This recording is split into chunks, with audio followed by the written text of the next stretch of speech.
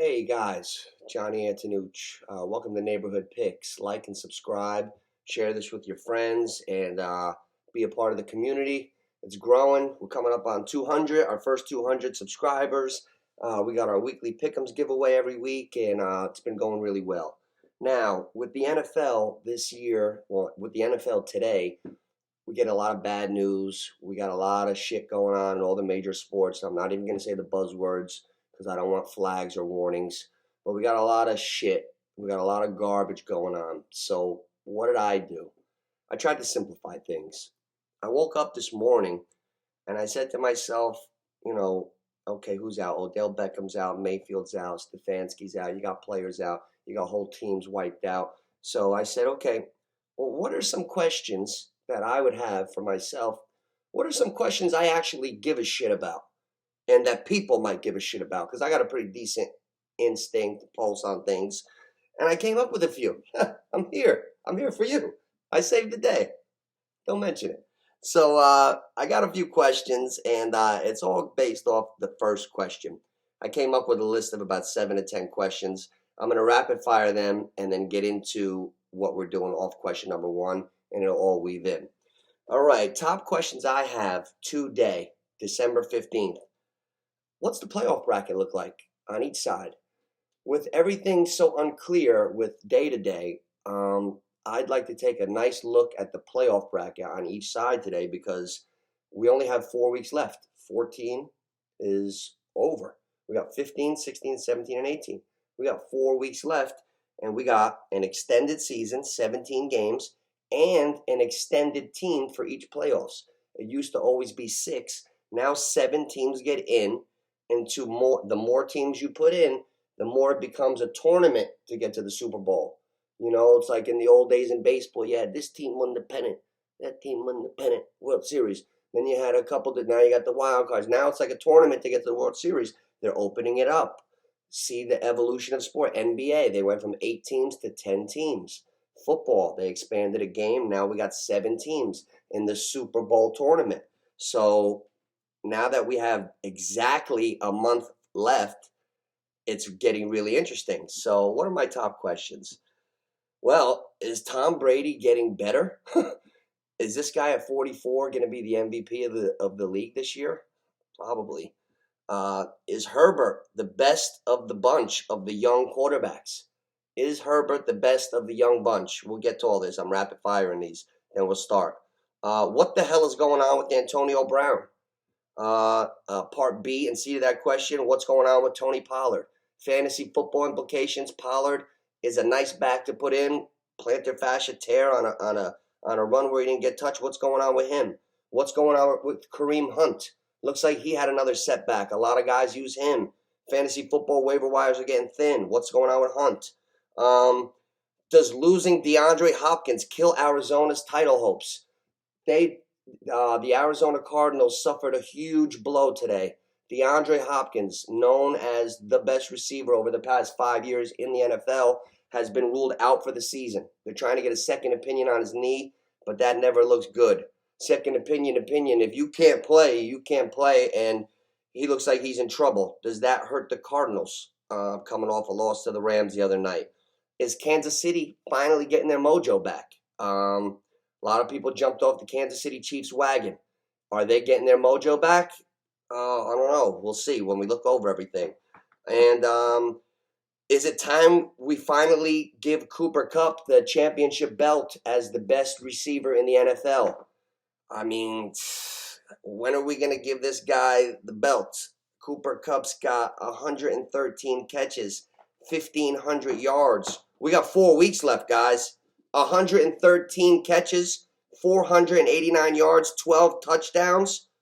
And if you want to say any excuse, I looked at the most important stat, yards after catch. So I went to Next Gen. I looked it up. Cooper Kupp's number 1 in yards after catch. And there was not one guy in the top 10 in yak that was not a real good football player. So you could throw bullshit stats out. If you run after the catch, you're good. Cooper Kupp leads the NFL in yards after catch, 647. Second, third, fourth, fifth, sixth, and seventh on that list, Godwin, Deebo Samuels, Eckler, Swift, Adams, and Kelsey. Can you find me a bad ball player on that list? Cooper Kupp's one. When are we going to give Cooper Kupp his credit, his props, as being the best receiver in the NFL alone? He's the best right now. I got to give it to him. You know, it changes. That's why sports is great. Things change in real time. And talking about real time, my last question, which opens up the Pandora's box for the whole show. Are we ignoring the biggest possible story of the entire season? Is there a rookie coming into the National Football League that's going to do the unthinkable, break the record, and possibly win a Super Bowl as a rookie that's never been done? Mac Jones for the New England Patriots. Right now, let's look at the playoff picture. The New England Patriots are number 1 at 9-4. Tennessee's number 2 at 9-4. Kansas City 3, 9-4. Baltimore 4, 8-5. Chargers 8-5. 6 Indy 7-6. 7 Buffalo 7-6. Buffalo would be out last year. Right now they're the 7th seed. Outside looking in, Cincy, Denver, Pittsburgh, Vegas, Dolphins. Okay? We're staying on that side. New England is the number 1 seed. Okay, guys? Now, younger generation of viewers, you might think that they're not mentioning this because it already probably happened. It did not happen. I'm here to tell you that forget winning a Super Bowl as a rookie. When I was a kid, a teenager growing up, it was expected that no matter how good you were probably going to stink your first year or two as a rookie. Troy Aikman stunk as a rookie. Peyton Manning stunk. And he's Archie Manning's kid. You don't think he was getting schooled? He stunk as a rookie. That was 1997 or whatever it was. These guys today are coming in earlier. I've noticed the specification of sport training. These kids are going to quarterback camps at 10, 11, the Penn State quarterback camp. They're learning how to read defenses at 11 years old, 10 years old. And if you got a kid that's really smart and happens to be good, then picture this. You got a kid learning defenses that 18 to 21-year-olds are used to just learn for the first time. You got 11-year-olds learning it. Then you grow up to be talented as well and smart. And your name's Mac Jones. And you go to Alabama. But you've been reading defenses since you're 10, so it's not that new. And this is the first time in history that any quarterback his age has ever had that much experience. Because when I went to high school, I didn't even know how to read a defense. I learned when I got to high school. And then I really felt good about it my junior year when I competed for the varsity job and ended up winning it. That's when I first felt comfortable reading the defenses. My junior year. These kids are learning defenses like the back of their hands at 12. The Peyton Manning Passing Academy. So here's what I'm getting at. Forget winning a Super Bowl. Young pups out there, if you're 25, 30 and under, that was unheard of, okay? The greatest rookie almost ever, the biggest story of my lifetime was when he was in his second year. Nobody could believe how good Dan Marino was his second year. That's the benchmark. If you want to know, want Mac Jones, where we're rated, did Brady do it? I'll give you the benchmark. The greatest player ever, youngest, still to this day, is Dan Marino. Even better than Mahomes. He was the greatest young dude ever. In his second season, I think he threw for 48 touchdown passes. He went to the Super Bowl. It was the All-Italian Bowl. Marino against Montana. I was a little kid, so I don't even remember that one that good. I was a little young. But Marino lost. Montana 49ers won the game. Everybody thought Marino would be back 100 times. Never went back. Never got his ring. That's it. Now, sticking with Marino. Stay with me. We're still talking about Mac Jones. Sticking with Marino, the number 5 seed in this year's AFC playoff picture, the Chargers are 8-5. Justin Herbert is so good. That's why I call him the best young quarterback of the whole bunch. He was my favorite last year. In the beginning, I saw something, and now I'm hearing numbers thrown out there that are amazing me. First of all, the kid's got 3,800 yards right now, and he's only one of 3 guys in the 30-touchdown club right now. You got Brady, you got Herbert, and I think the other one might be Rodgers. There's only Stafford. Stafford, Brady, Herbert, 30-touchdown club. Stop. That's it. So now Dan Marino has the most touchdown passes after the first 2 seasons ever. 68. Justin Herbert is on pace to break that this year by game 16. He doesn't even need the extra game. Just to fathom this, for me, Dan Marino was such a force. For Justin Herbert to be going for Dan Marino's record for most touchdown passes in the first 2 seasons, that's it for me. He's the truth. I was fooling around saying future Hall of Famer last year. Might be. Got to look out for the Chargers. But now Mac Jones is a rookie. Mac Jones went to Alabama last year, won the national title. Now, he threw for 464 yards and 5 touchdown passes in that game. So, you can't hate on Mac Jones right now for playing in the system. New England travels well. That's why they're going to be a tough team. That's why this is a real story. Young heads don't realize it yet. Old heads know not to even touch it yet because it's so unheard of, a rookie winning the Super Bowl quarterback, that we're not going to even go there yet. But I'm going to go there. Mac Jones, the Patriots travel well. They showed that with the Buffalo game with all the runs. We know about that. They ran the ball 45 times. They threw it 3. But every time I've seen Mac Jones tested this year, he passed. This New England team reminds me so much of the first Brady Super Bowl when he came in for Bledsoe. It's the same team. They were a strong defense. They were a strong unit. Brady, they didn't ask him to do too much, but when he did play and opened them up a little bit, he showed good things. That's why in the Super Bowl against the Rams, in the greatest show on turf, when they had to go down on that last drive and they opened it up, everything was open. Brady went right down the field because there was no film on the Patriots with 4 receiver sets because they were playing the way this year's Patriots team is playing, which is the same problem that's going to come across for other teams.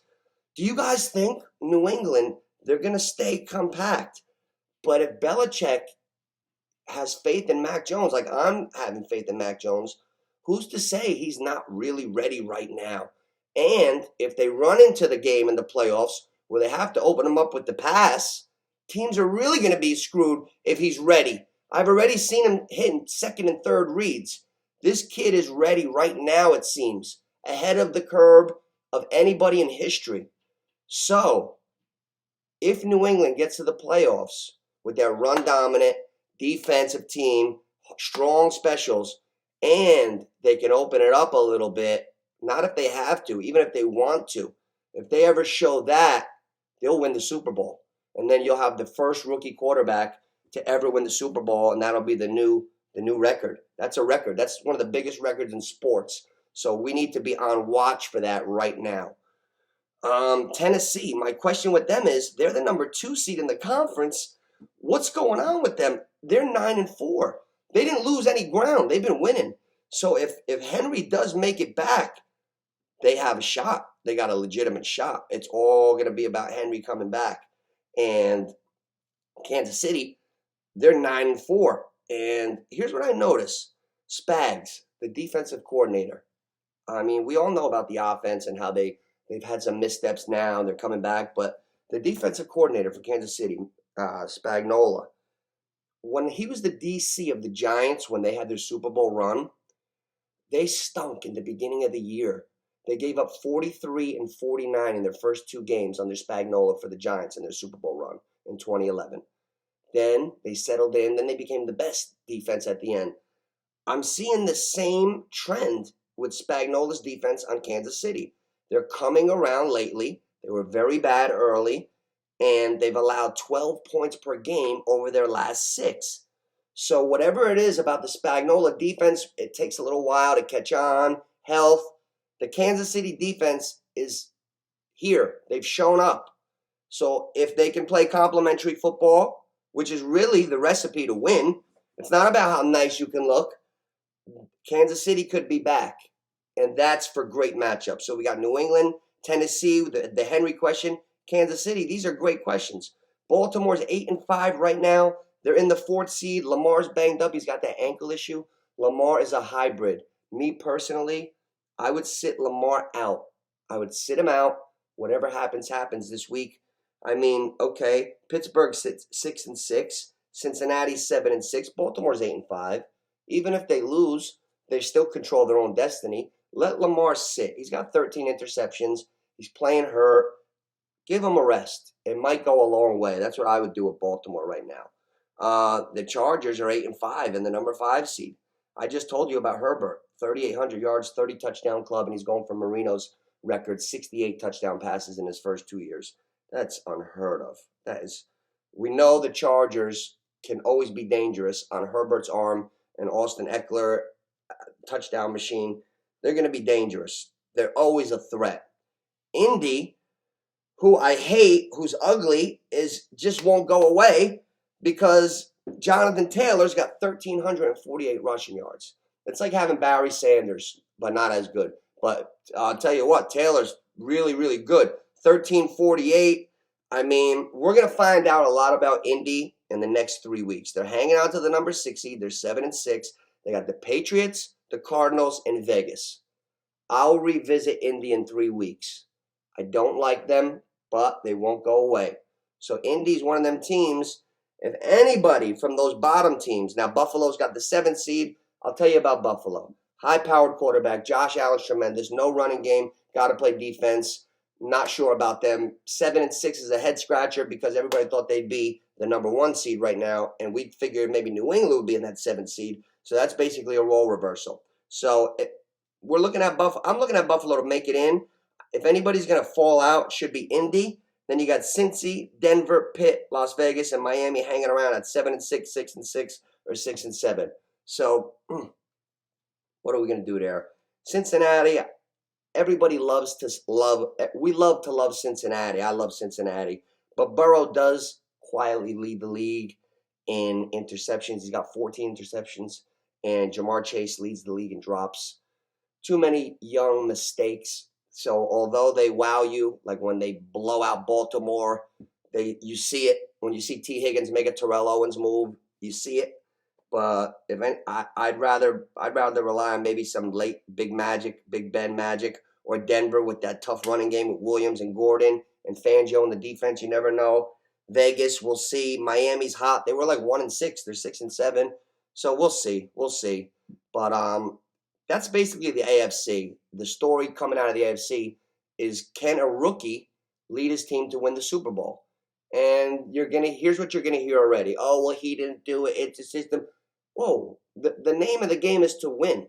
Tom Brady was playing exactly like Mac Jones is playing now. Then as he evolved, you let him do more, and he showed he could.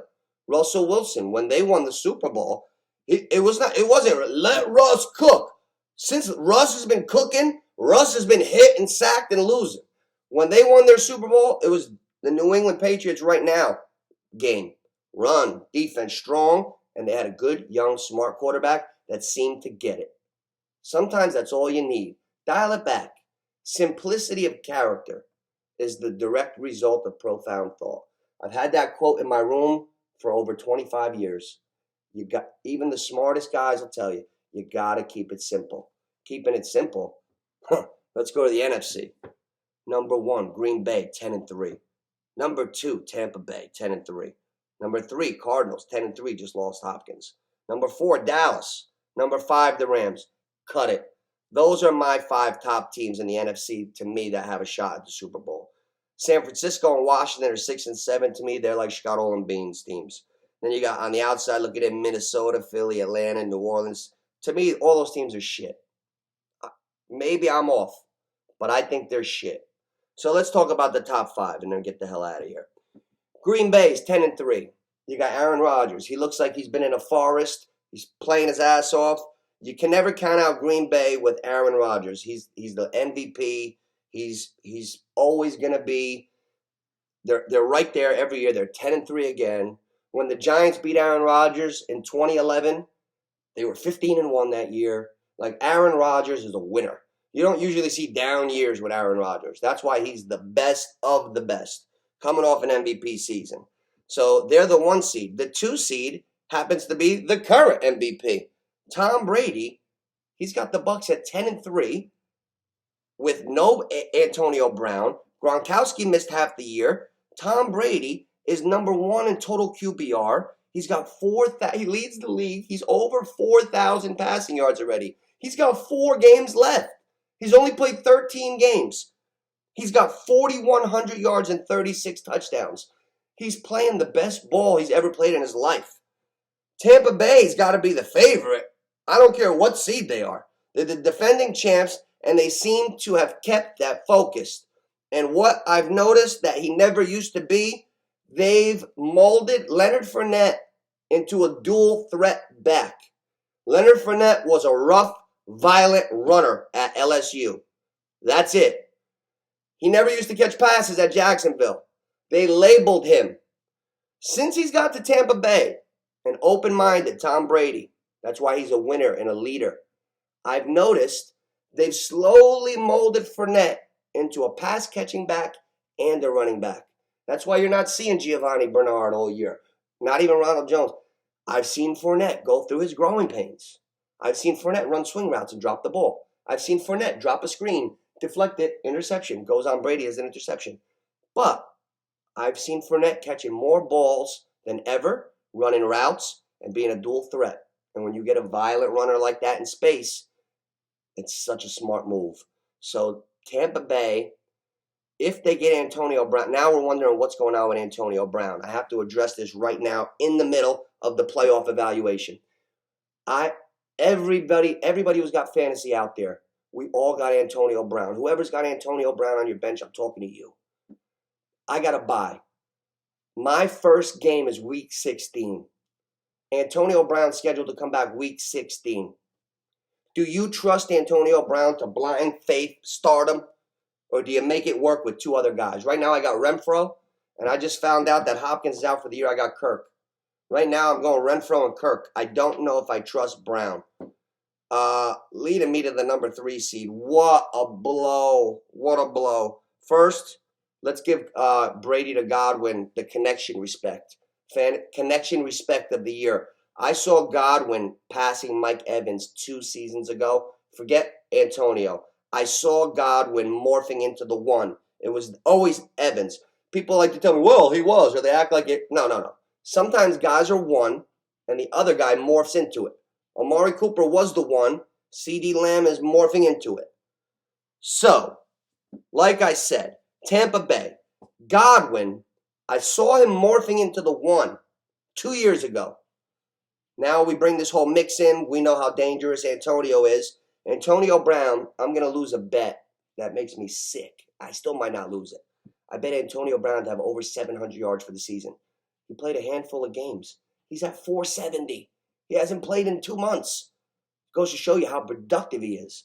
But since he's been gone, 120 targets have gone to Godwin this year. That's 21 more than Evans. And Godwin has more than 20 receptions over Evans. So you would have to say the number 1 receiver in Tampa Bay and Tommyville is Godwin. He's having a really good year. So, when Brown comes back, that's just icing on the cake. Brady's got 4,100 yards, 36 TDs. It's going around. It's going to Evans. It's going to Gronk. It's going to Godwin. It's going to Antonio Brown if he's there. It's kind of like the Cardinals' high-powered offense. That's why the Cardinals at number 3, losing Deandre Hopkins is great for me. I got Kirk. I fucking love Kirk. I'm ready. Oh, I'm so happy DeAndre Hopkins is out. Get him out. Get him out. I hope he never comes back till next year. That was the best news I got all day. But for real life, I think the Cardinals are finished. They lost their mojo. They lost their momentum when Murray went down and Hopkins went down. Now Murray's back. They came back. They lost to the Rams. The Rams looked like they were losing it. And all of a sudden, right as they were falling, they grabbed that rope. They grabbed that survival rope, and they got back up. They beat the Cards. That was big. Now that the Cardinals lost that game, they're only 1 game in front of the Rams. They're the number 3 seed. They lost DeAndre Hopkins, and the Rams and Michael Jackson and Odell Beckham, 9-4. They're 1 game behind. I predict the Rams are going to win that division. So I expect the Rams to be in the number 3 seed, flip-flop, the Cardinals are going to end up in the number 5 seed because Dallas is locked into the number 4 seed because the NFC least, nobody wants anything to do with that to win that division. So Dallas is going to get in. They're 9-4, but they're getting in a different way. Defense, guys. I've been watching football since Lawrence Taylor. I got a chance to see Lawrence Taylor. Micah Parsons is the best defensive dude I've seen in 30 fucking years. I will say that easily. He's the best defensive player I've seen in fucking 20 years. I have not seen a player disrupt that much since Lawrence Taylor. He's the best. That kid's the fucking best. He should be defensive player of the year. Forget rookie of the year. That kid is the defensive player of the year. And Cooper Kupp is the offensive player of the year. Brady's the MVP. All right? So it's tight. Green Bay, Tampa Bay, Cardinals, no Hopkins. But you still got, listen, you got A.J. Green's having a resurgence. A.J. Green had 100 yards. If he could be healthy, kind of like Grant Hill back in the day. Grant Hill had he was supposed to be the next Jordan. Then he fucked up his ankle. He was out for 4 straight years. Everybody forgot about him. Then he came back and he stayed healthy. And he had 10 years, to everybody's surprise. A.J. Green, one of the best receivers, fucked up his ankle. He's been gone for 2-3 years now. We're waiting. And he couldn't seem to get back on the field, but now he's starting to produce consistent. So if A.J. Green and Kirk could hold it down, we know Kirk is good. 2 weeks ago, I checked his stats. He had 49 catches, 60 targets. So we know Kirk is dangerous. I don't think the Cardinals are going to lose that much, but they will lose the division. But the Cardinals will be dangerous in the playoffs. Murray's tough. They got to get their rhythm back. Rhythm is real. Micah Parsons on Dallas with Diggs. That defense, it's going to travel. The biggest wild card on Dallas is going to be Tony Pollard. Tony Pollard is such a good football player. He led the nation in receiving yards as a senior in college. He's big time for Dallas. He returns kicks. He comes in for Zeke. Zeke's got a little sore knee. Pollard was on pace for 1,000 yards rushing. He had 5-something a couple weeks ago. Tony Pollard is an even better football player than he is fantasy because you don't realize because Zeke. But Tony Pollard is a level A football player. So Dallas's success a lot is going to be predicated on Pollard. Now the Rams in the 5 seed, man, Stafford and Kupp. I've had Stafford and Kupp on my fantasy team, and they're the main reason. And that's the main reason for the Rams. Stafford is one of 3 quarterbacks in the 30-touchdown club. Stafford's got 33 touchdowns. Kupp, 113 catches, 1489, 12 TDs, 647, number 1 yards after catch, 647 yards after the catch. I like what I saw from the Rams. Now they just lost Odell to protocols. But it looked like Odell was coming on. It looked like everybody now I'm looking at ESPN's rankings. They got Stafford ranked at number 9 this week. I hope it's because of the protocol and shit because he's been the most consistent dude all year. I know because I have him. The Rams are going to be dangerous because if they can put that mojo they had on that Super Bowl run a couple years ago, and Stafford really was the difference, well, look how well Matt Stafford is playing. So that's curious to see. I mean, if we're looking at a Rams, Packers, Rams, Tampa Bay, Rams, Cardinals, there isn't a bad NFC championship game you could have. Unless one of these Fugazi teams sneaks in, like San Francisco in the 6th seed at 7-6, up and down, parity. Washington 6-7. Washington's got the last seed. This is where the tournament kind of sucks when they open it up because it gives anybody a chance to get in, depending on how the record is that year.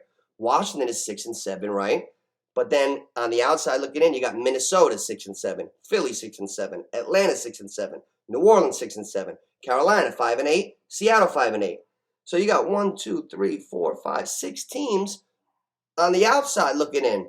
So you got 7 plus the 6. You got 13 teams right now trying to make the playoffs when you only got, 16 in the whole conference? 15? So it really makes everybody alive late. Same thing with the AFC. Miami's 12th. You got 12 teams trying to get in. You know, there's only 15 or 16. What are there, 32 teams? You know, so it's a tournament to get to the Super Bowl now. That's why I think the 1 seed is important, and it's shaping up. So those are the things I care about right now. I care about the playoff picture, who's affected, and what are the storylines out of here. And the storylines are Mac Jones coming out of that number 1 seed. If a rookie could win the Super Bowl, that will blow everything out of the water. We have the potential Brady-Belichick thing coming. That stew is cooking. The Brady-Belichick stew. Holy shit. We got a lot of exciting outcomes. Look at all these matchups. New England, Tennessee, King Henry comes back. Mahomes, Lamar, the Chargers with Herbert, Buffalo with Josh Allen. This side, NFC, the bad man, Aaron Rodgers, Tom Brady, the fucking 80-year-old MVP, high-flying Cardinals, they're fun. The Rams, the Cowboys, who always fall on their face. Maybe this is the year for them. Man. Guys, stay out of the small picture. The small picture today is who's out on protocols. But the big picture is a lot of fun. A lot of fun. Stay tuned. Neighborhood Picks. Always like and subscribe.